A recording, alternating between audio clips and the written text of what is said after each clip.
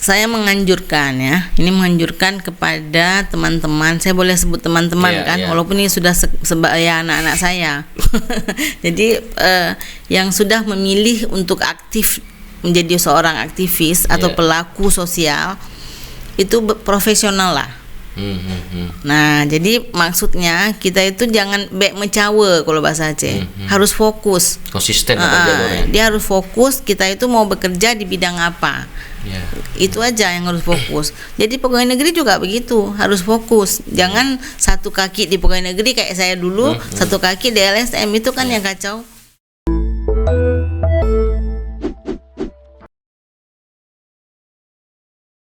Assalamualaikum warahmatullahi wabarakatuh. Sahabat Ari, dimanapun Anda berada, kali ini saya mendatangkan tamu sangat istimewa dikarenakan sosok perempuan yang punya dedikasi yang tinggi dalam bagaimana memperjuangkan hak perempuan. Dan tentunya ya, sosok ini bukan asing lagi ya di telinga aktivis perempuan di Aceh, bahkan di nasional sekalipun. Nah, sepak terjangnya banyak hal yang sudah dilakukan. Nah, tentunya ini menjadi satu inspirasi bagi kita semua, khususnya generasi muda yang akan ingin terjun ke dalam dunia aktivis, ya, khususnya bagi lagi spesifiknya kalangan perempuan lah, lebih tepatnya gitu. Nah, kenapa? Kalian bisa belajar nantinya bagaimana sepak terjang beliau, apa yang dialami, ya, tentunya itu akan menjadi satu alat ukur untuk bisa mengukur diri sebelum nanti terjun dalam dunia aktivis yang real nantinya. Siapa dia? Kita sambut Kak Saripah Rahmatillah. Assalamualaikum Kak. Waalaikumsalam. Suatu kebanggaan bagi Arios bisa menghadirkan kakak di tengah-tengah kesibukan kakak. Ingat sama Ari, saya butuh kontak yang luar biasa. Tetap bagaimana memastikan beliau harus datang. Wajib fardu ain. Gimana kabar Kak? Sehat Kak? Alhamdulillah. Sehat. Ini saya agak kegelisahan ya Kak, melihat satu kondisi hari ini ya. Ternyata dalam dunia aktivis perempuan kita mengalami defisit kader, dan itu menjadi satu masalah serius bagi saya ya. Kenapa? Karena kita ketika minim ya aktivis perempuan yang peduli terhadap hak perempuan, tapi satu sisi kita juga nggak bisa ya, dalam tanda kutip melihat bahwa ada tanggung jawab moral dari pemerintah ataupun siapapun pihak yang peduli dengan perempuan untuk melahirkan kader penerusnya. Gimana kakak melihat ini Kak? Iya sih, setuju dengan Arios ya. Tapi yang harus kita ingat, menjadi aktivis itu bukan kaderisasi. Oke. Ya, karena kan nggak ada yang namanya LSM itu lembaga kader, bukan. Oke, baik. Jadi itu adalah lembaga sosial. Jadi kalau lembaga kader itu kan HMI misalnya, PMII. Nah, itu lembaga kader, Muhammadiyah itu lembaga kader. Tapi kalau menjadi aktivis itu kan memang bawaan. Apa istilahnya ya? Sesuatu yang timbul dari hati, memang begitu. Jadi ada panggilan jiwa ya. Panggilan jiwa. Ada orang yang diredam sekalipun jangan bergerak, menjadi aktivis tetap akan bergerak begitu. Nah, terus bagaimana menggerakkan orang supaya bisa menjadi aktivis? Itu yang harus kita pertanyakan. Ini kan dari keluarga. Jadi ada yang internal, ada yang eksternal. Kakak masuk terjun dimulai dari keluarga? Ya. Oh. Dari keluarga. Ada gen berarti? Ya. Ada gen. Ya, jadi kan bangun pagi kita lihat itu sampai tidur pun kita masih lihat itu. Kebetulan dapat suami yang aktivis juga. Kemudian connect lah ya. Terus saudara-saudara dapat suami-suaminya juga begitu juga.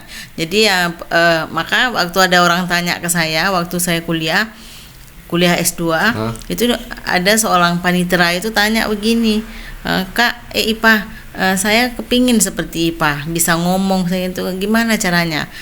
Terus saya bilang, Kak, ini nggak bisa belajar, ini memang tumbuh dari keluarga. Jadi di keluarga kita dari kecil saya sudah dibiarkan berorganisasi, terus setiap siang itu kita kumpul bersama.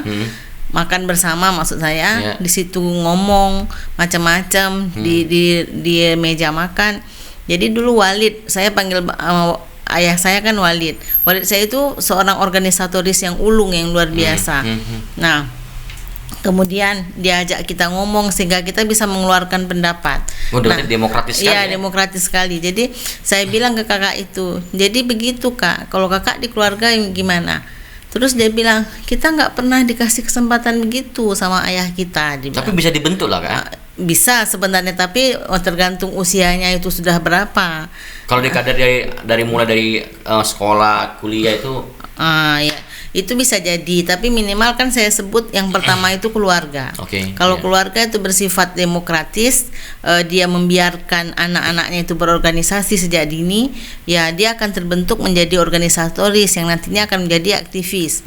Nah, kalau yang embrio dari sana ya dari sana, tapi kalau yang lainnya itu terbentuk ketika dia sekolah, lingkungan dan sebagainya. Saya dari lingkungan. Iya. Saya merasakan ketika di kuliah masuk dalam dunia organisasi. Ya, betul. Ya, jadi itu ada yang internal, ada yang eksternal, itu yang saya sebut tadi. Nah, yang lain pertanyaan tadi sekarang itu berkurang, ya saya lihat juga begitu, ditambah dengan alamnya sekarang yang sudah tidak kaliber hebatnya seperti dulu lagi.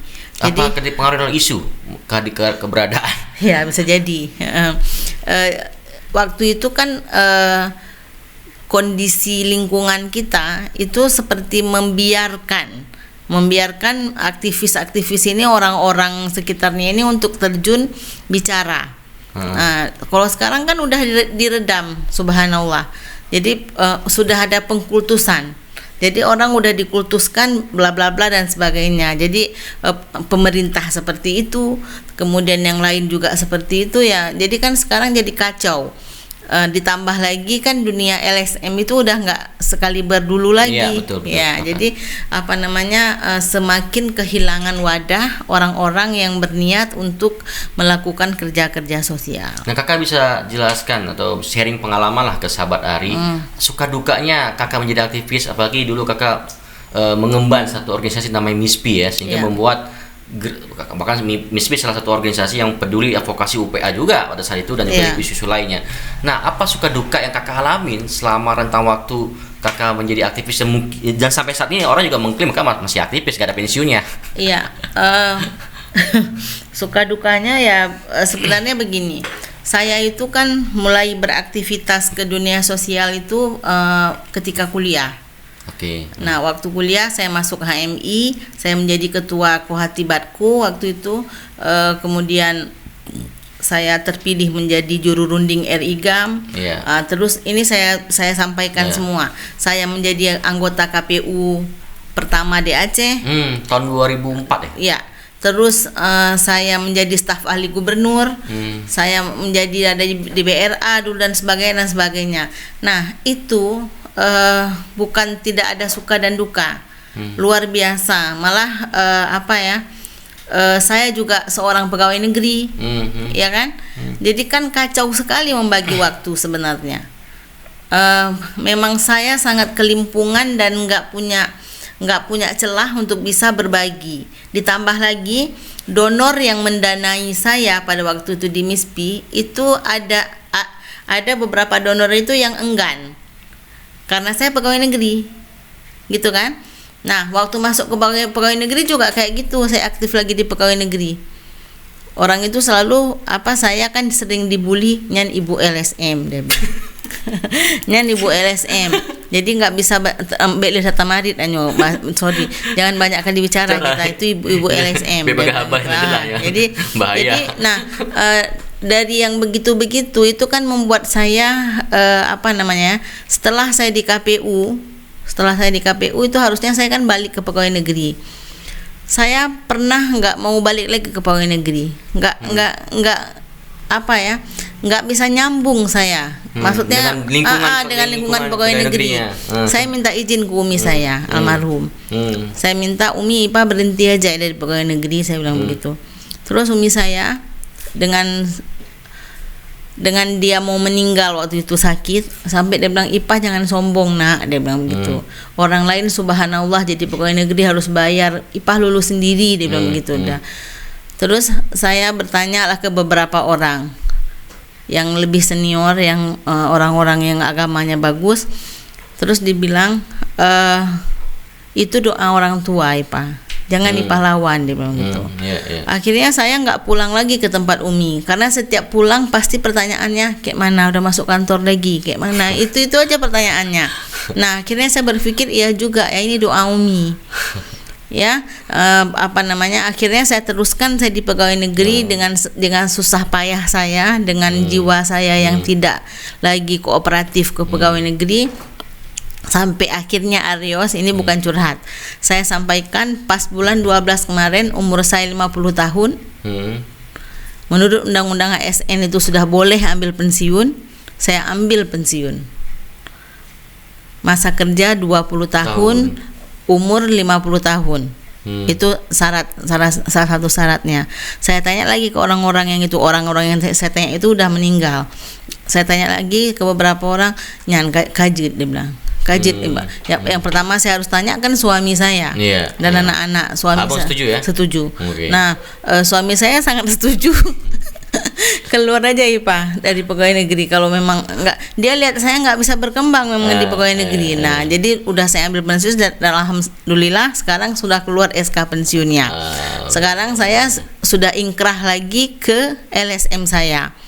Nah, jadi itu yang saya sebut tadi, memang di jiwanya itu saya nggak bisa diam. Di pegawai negeri itu kan nggak bebas tertekan. Di pegawai negeri itu kita kan ada sangat intervensi dan sangat tertekan kita. Dan saya bukan bilang orang yang pegawai negeri itu nggak bagus, bukan, itu ada pilihan masing-masing kan. Nah, jadi karena itu bicara jiwa. Ya, bicara jiwa. Passion, jadi itu yang saya sampaikan ke anak-anak saya. Sekarang kan saya udah punya anak, dua-dua anak-anak saya sudah mahasiswa. Saya bilang, kalian di mana mahasiswanya, Kak? Di Jogja. UGM? UII. Dua-duanya? Ya. Bagus. Terus saya bilang, kalian kalau mau menjadi pegawai negeri, jadilah pegawai negeri yang profesional. Kalau ke LSM yang profesional, jangan tiru Bunda. Karena Bunda itu kakinya itu udah satu di LSM, satu di pegawai negeri, ya kan? Ya, jadi begitu. Nah, saya sebut tadi ketika orang-orang tidak suka menjadi aktivis, lebih suka menjadi orang yang dipekerjakan. Itu panggilan jiwanya memang. Nah, jadi kalau kita mau tanya kenapa kok nggak mau jadi aktivis, bisa jadi memang jiwanya itu tidak mengarah ke sana. Jadi dia paksa diri pun kan yang ada sakit nanti. Betul. Ya kan? Dari pengalaman Kakak ada nggak pernah satu ancaman pembunuhan? Banyak. Serius kan? Ya. Waktu konflik. Luar biasa.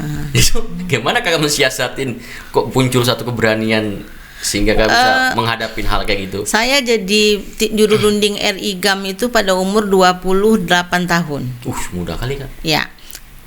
Jadi jiwa muda itu kan masih luar biasa.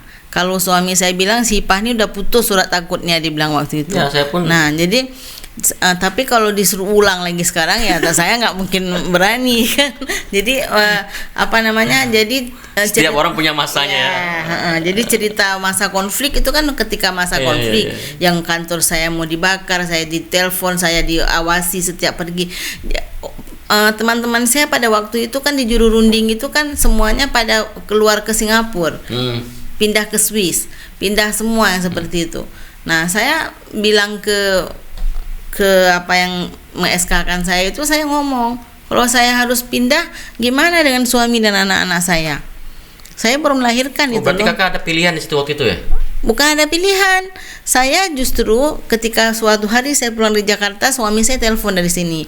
Ipah, jangan dulu ke Banda Aceh. Ini semua udah ditangkap, dia bilang itu. Kan semua udah masuk penjara waktu itu. Nah, terus jadi kayak mana? Saya bilang gitu. Sebentar nih saya abang telepon dulu saudara-saudara yang di Belawan. Ditelepon, dijemput saya ke Polonia, waktu itu masih Polonia ya. Nah, dijemput ke Polonia, saya dibawa ke Belawan, ke tempat sepupu suami saya. Di sana saya berpikir, ini orang-orang semua udah ditangkap. Sofyan Ibrahim tiba waktu itu, udah ditangkap. Ponman udah nggak ada, udah ditangkap semua. Jadi saya ini gimana? saya telepon. Dulu kan telepon nggak sebebas sekarang. Betul. Kita baru dibagi telepon yang luar biasa besar itu, satu Nokia ya waktu itu. Nah, terus saya bisa telepon, terus dibilang ya sebaiknya jangan pulang dulu. Nah, terus baru saya bisa pulang. Jadi bayangkan aja hidup saya dalam kondisi sangat tertekan seperti itu, tapi saya tetap berani. Nah, jadi itu pada masa konflik. Nah, setelah itu masih berlanjut terus kan. Jadi sampai suatu hari itu ada orang telepon saya, mereka bilang begini, ini Bu, Ibu Saripah ya? Iya, saya bilang. Terus kalau Ibu masih lancang-lancang sekali Ibu ngomong, kantor Ibu akan dibakar, dia bilang gitu. Saya telepon teman-teman saya semua di MISPI. Mereka kan udah panik semua. Ya Allah, saya nggak tahu bilang lagi, macam-macam jadi kejadian waktu itu. Nah, kalau pengalaman itu ya dihadapi dengan kondisi era kekinian nih Kak. Artinya kan tentunya kan taste-nya, ruangnya dan juga perasaannya pasti beda. Iya. Dan kalau mau saya melihat aktivis sekarang, apakah bisa karena ada yang mengatakan selentingan aktivis hari ini generasi muda cengeng, tidak punya keberanian yang kuat, gampang putus semangat dan lain-lain. Nah, apa yang kakak bisa kasih masukan kepada aktivis-aktivis muda yang Jalan Ari yang bisa nonton hari ini sehingga bisa menjadi satu nasihat bijak dari kakak? Saya menganjurkan ya, ini menganjurkan kepada teman-teman, saya boleh sebut teman-teman walaupun ini sudah sebaya anak-anak saya. Jadi yang sudah memilih untuk aktif menjadi seorang aktivis atau pelaku sosial itu profesional lah. Nah, jadi maksudnya kita itu jangan bek mencawe kalau bahasa Aceh, harus fokus, konsisten. Dia harus fokus, kita itu mau bekerja di bidang apa. Itu aja yang harus fokus. Jadi pegawai negeri juga begitu, harus fokus. Jangan satu kaki di pegawai negeri kayak saya dulu, satu kaki di LSM, itu kan yang kacau. Nah, jadi kalau sampai disebut aktivis sekarang itu cengeng, kemudian lembem dan sebagainya, bisa ya bisa tidak sebenarnya. Karena mungkin yang sebut itu orang yang setua saya. Dia cuman melihat posisi dia hari ini. Dia nggak melihat ketika posisi dia dulu. Paham maksud saya, Rios? Ya. Jadi kalau saya melihat hari ini anak-anak saya kan banyak tuh tamu-tamu sering ke rumah setiap hari, nggak pernah rumah saya tuh nggak pernah sepi. Setiap hari ada tamu-tamu, adik-adik HMI yang anak kuliah dan sebagainya. Saya bilang ke mereka tahu, Ibu udah ambil pensiun ya Bu, dia bilang gitu. Kami sekarang Bu berlomba menjadi pegawai negeri, dia bilang begitu. Terus saya bilang, saya dulu juga berlomba jadi pegawai negeri, tapi perlombaan itu nggak profesional di saya bilang. Karena saya dulu pada saat yang bersamaan saya juga mendapat donor yang menjadikan saya sebagai direktur eksekutif MISPI pada waktu itu. Jadi saya baru berapa bulan kerja, saya dapat donor pertama kali Canada Fund. Nah, saya terlibat di Canada Fund. Habis itu saya kantor saya dulu BPN di Lamnyong, di depannya itu kan ada ruko-ruko. Nah, di ruko itu saya buat MISPI pertama sekali. Di situ. Jadi orang habis absen itu ngomong-ngomong, saya ke kantor sendiri. Nah, jadi itu strategi saya pada waktu itu. Daripada saya ngobrol sama ibu-ibu yang lain-lain itu beli sayur, depannya itu kan pasar dan sebagainya, beli sayur yang laki-laki itu. Dulu kan masa konflik itu nggak ada yang bisa dikerjain. Prona itu ditarik semua, nggak ada proyek nasional kan. Nah, jadi bayangkanlah kondisi saya pada waktu itu seperti itu. Jadi memang mungkin kalau orang lain yang sudah terbiasa tidak bergerak, dia akan standby aja di kantor, yang penting setiap bulan kan dapat gaji. Nah, tapi kalau saya nggak bisa, Rios, karena saya memang suka bergerak dari dulu. Nah, jadi seperti itu. Berarti kakak menyarankan kepada generasi muda agar fokus terhadap apa yang dipilih. Fokus. Jadi kalau kita fokus, ini saya cerita donor di LSM saya di MISPI. Arios juga mungkin dekat dengan LSM kan, tahu. LSM itu yang pertama itu yang dia cari itu adalah kontak person di lembaga. Orangnya itu gimana? Yang pertama itu harus jujur. Jadi kemanapun kita akan dicari, gitu kan? Yeah. Nah, saya misalnya begitu saya sudah ambil pensiun, saya sudah keluar SK pensiun, saya sampaikan kembali ke donor-donor. Ada yang tepuk tangan, ada yang bilang alhamdulillah Ipah, ada yang begini begitu. Nah, terus kemudian saya berpikir lagi, ini kalau MISPI dikasih ke kawan-kawan saya, belum tentu juga mereka akan disambut lagi begini oleh donor. Iya kan? Yeah. Nah, jadi itu yang saya menganjurkan ke rekan-rekan muda sekarang. Kalau mau melakukan sesuatu, memang dunia kita ini sudah berbeda, nggak sama lagi. Kalau sekarang donornya itu harus kita yang kejar dia, dulu dia yang kejar kita, ya kan? Yeah. Sampai kita harus tolak donor loh waktu itu saking banyaknya. Nah, jadi yang penting kita itu fokus. Nah, jadi kalau sekarang fokusnya di mana? Oh, orang udah mulai bicara tentang TikTok, tentang apa namanya media sosial yang luar biasa sekarang kan. Nah, ke situlah kita dengan profesional, tapi jangan gara-gara donor kita profesional ke situ. Paham kan maksud Kak Ipa? Nah, jadi itu. Nah, kemudian saya ingat pada masa saya dulu itu ada LSM yang berdiri karena pada waktu itu kita bicara ekonomi, mereka bergerak ke ekonomi. Berarti dipengaruhi oleh isu? Iya, isu. Tidak fokus pada isu yang sudah ada? Okay. Isu yang dibawa donor ya. Isu, berarti donor minded? Iya, betul. Nah, jadi dia padahal nggak konsen ke sana, tapi tiba-tiba dia mengambil isu ekonomi. Ada lagi nanti isu obat alternatif. Gimana bisa dia tanam obat alternatif karena dia isunya nggak ke sana kan begitu. Nah, ketika tidak fokus akan merusak apa yang ingin dicapai dalam gerakan aktivisnya ya. Betul. Nah, jadi itu maksud Kak Ipa, kalau kita konsen ke salah satu isu yang menjadi passion kita akan dicari oleh donor yang bersangkutan. Dan Kakak melihat LSM hari ini terbawa oleh isu pentingan donor. Nah, Kak, apa Kakak melihat peran dari pemerintah dalam bagaimana mengembangkan dan juga bermitra maupun artinya juga membuat satu dunia aktivis khususnya LSM atau ormas tuh tetap hidup gitu loh.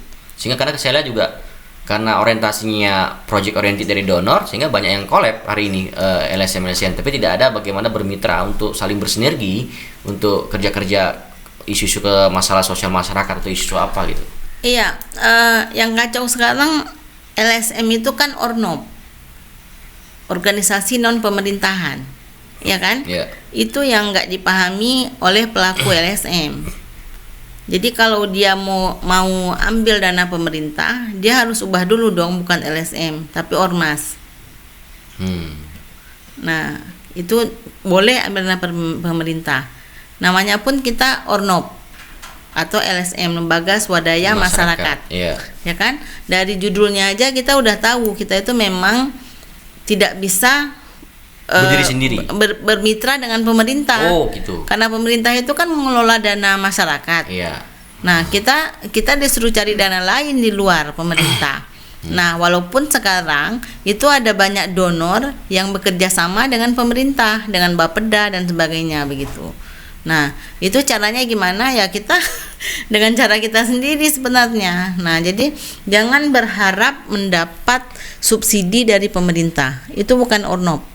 Tapi bagaimana membangun satu kemandirian organisasi melalui jejaring, melalui kegiatan ekonomi mandiri dan lainnya. Iya. Oke, closing statement Kakak apa untuk sahabat Ari yang nonton konten kali ini? Ini khusus perempuan ya, perempuan dan pemuda gitu. Oke. Saya berharap seluruh pemuda dan perempuan, udahlah semuanya lah, jangan pemuda dan perempuan ya. Kita itu harus cerdas, bukan pintar loh. Saya nggak bicara pintar tapi bicara cerdas. Maksudnya gimana Kak? Beda kan pintar sama cerdas. Kalau pintar itu baca buku aja 1 hari. Seminggu itu udah dapat nilai A. Karena yang jawab itu textbook. Tapi kalau cerdas itu susah. Orang pintar belum tentu dia cerdas, tapi orang cerdas sudah pasti dia pintar. Jadi anak-anak muda sekarang, perempuan dan laki-laki, kita itu harus cerdas. cerdas itu ada banyak. Ada kecerdasan sosial, kecerdasan intelektual, kecerdasan emosional, ada semua kan. Nah jadi kalau kita bisa kuasai, kita punya kecerdasan yang tadi saya sebutkan, insya Allah kita itu bisa dipakai di mana-mana. Luar biasa. Gitu. Terus tolong lakukan sesuatu itu dengan konsisten dan fokus. Itu yang saya bicara dari pengalaman hidup saya. Saya punya pengalaman hidup yang luar biasa. Saya udah duluan di yang tinggi, baru ke yang rendah, ya kan? Nah jadi saat orang itu belum bicara tentang perundingan RI dan GAM, saya sudah masuk di sana. Umur saya 28 tahun pada waktu itu. Seumur siapa? Mungkin seumur adik-adik di sini enggak juga ya. Nah jadi yang begitu. Nah saya masuk pegawai negeri itu umur 25 tahun. Nah, jadi sekarang kan sudah masa kerja 24 tahun saya. Nah, jadi ketika itu saya nggak fokus. Karena saya kan kayak orang disandra.